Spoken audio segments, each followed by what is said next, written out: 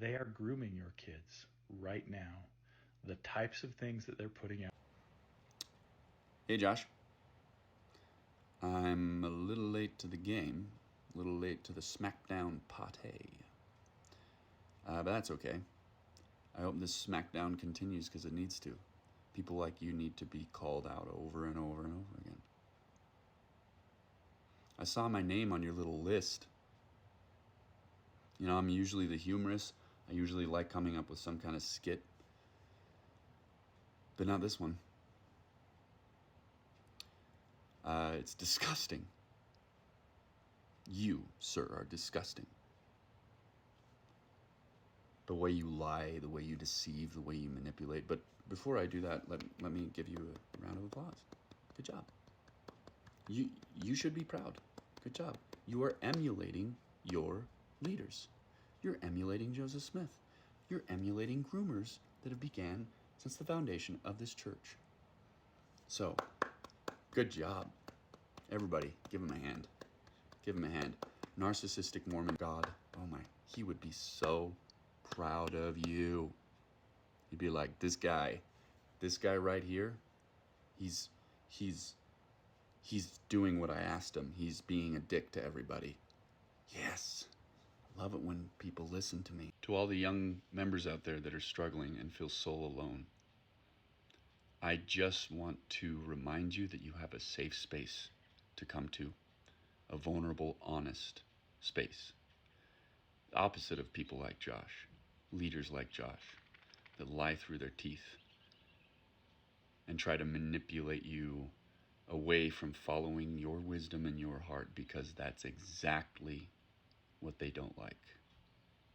They've been grooming members, women, children for hundreds of years, nearly 200.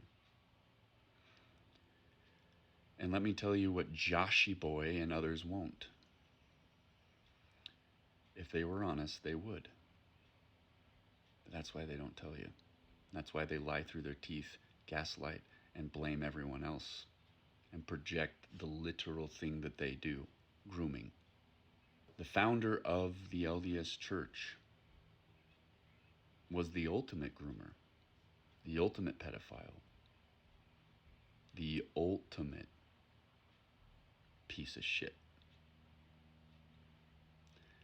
And it's not stopped. For nearly 200 years. And you see, that's what leaders of your church do not like us saying. You know what else they don't like us saying? That nothing's changed. And that's where most of us, if not all of us, a lot of people go, oh yeah, well, over here, members that disaffected, it's because of the history, and they just couldn't reconcile. No. We looked at the history, and we began to reconcile until we connected the dots that nothing has changed. Nothing. It's actually gotten worse. Their behaviors have continued for nearly 200 years, and they are still gaslighting, and they are still lying and manipulating. They're snakes. And Josh is another one of those snakes. Wolf in sheep's clothing. I hope you see this, Joshy boy, because you are a wolf in sheep's clothing.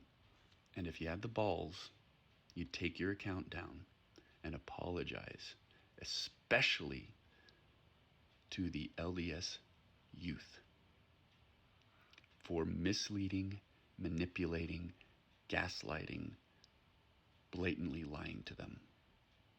Not just about us, but about your church. Truth isn't easy to stand for, is it?